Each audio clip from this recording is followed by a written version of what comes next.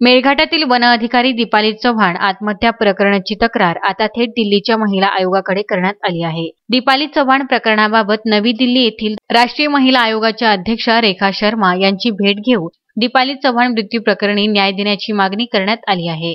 दीपाली चव्हाण आत्महत्या प्रकरणाचा तपास जलद गतीने करण्यात यावा, या प्रकरणात सरकारी वकील म्हणून ॲडव्होकेट उज्ज्वल निकम यांची नियुक्ती करण्यात यावी, अशी मागणी यावेळी करण्यात आली। अमरावती येथील मेळघाट व्याघ्र प्रकल्पात तैनात असलेल्या 28 वर्षीय महिला श्रेणी वन अधिकारी दीपाली चव्हाण यांनी आत्महत्या केली। तिच्या सुसाईड नोटमध्ये तिने भारतीय वन सेवेतील वरिष्ठ अधिकाऱ्यांवर लैंगिक छळ व अन्य छळ केल्याचा आरोप केला आहे। विशेष म्हणजे अनेक वेळा दीपालीने शिवकुमार विषयी वरिष्ठ MTR field director MS Reddy यांच्याकडे तक्रार केली होती।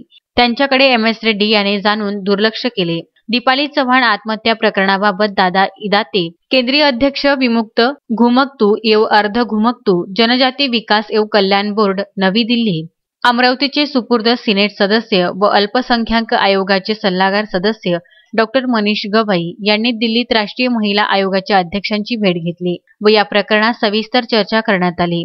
दीपाली चव्हाण आत्महत्या प्रकरणाचा तपास जलद गतीने करावा व सरकारी वकील म्हणून ॲडव्होकेट उज्ज्वल निकम यांची नियुक्ती करण्याची मागणी त्यांनी यावेळी आपल्या निवेदनातून केली आहे।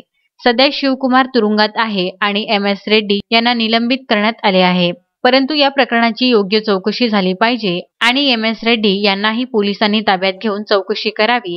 रेड्डी यांनीही या प्रकरणाबाबत सह आरोपी करावे, हे प्रकरण फास्ट ट्रॅकमध्ये चालवावे व दोषींना फाशीची शिक्षा द्यावी। अशा प्रकरणामध्ये सरकारी वकील म्हणून ॲडव्होकेट उज्ज्वल निकम यांची नियुक्ती करावी व सर्वोच्च न्यायालयाने कार्यरत महिला लैंगिक छळ आणि छळापासून वाचवण्यासाठी विशाखा मार्गदर्शक सूचना प्रदान केल्या आहेत, परंतु या मार्गदर्शक तत्वांचे पालन केले जात नाही।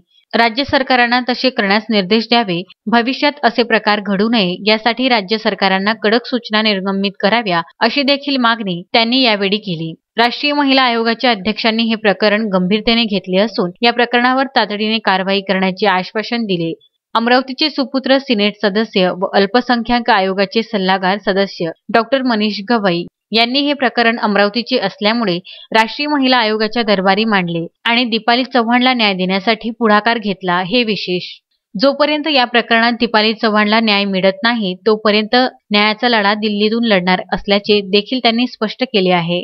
आगामी काळात गृहमंत्री अमित शहा यांना देखील त्यांनी या प्रकरणाबाबत भेटीची वेळ मागितली आहे।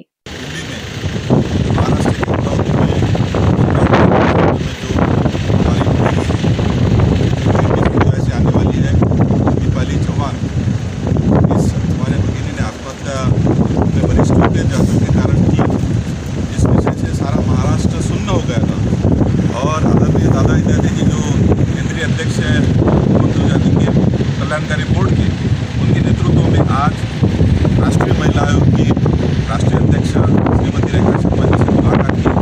इस विषय की गंभीरता पहुँचाई गई और हमें राष्ट्रीय अध्यक्ष महिला आयोग ने आश्वस्त किया इस विषय की हम तत्काल कार्रवाई करेंगे। इसके ऊपर फास्ट ट्रैक में इसको हम लेके जाएंगे। इसके ऊपर उज्ज्वल निकम जैसे जो वकील है, ऐसे तज्ञ वकीलों की भी नियुक्ति करेंगे और हमारे महिलाओं को न्याय मिलना चाहिए। इस विषय में मैं सदैव तत्पर रहूँगी। इस विषय को लेकर आज हमने यहाँ ज्ञापन दिया और आज हमारी दीपाली चव्हाण जो भगिनी है उसको न्याय मिलना चाहिए, ये आवाज़ हमने आज उसके सामने रखी। Vidarbha news bureau, Amravati.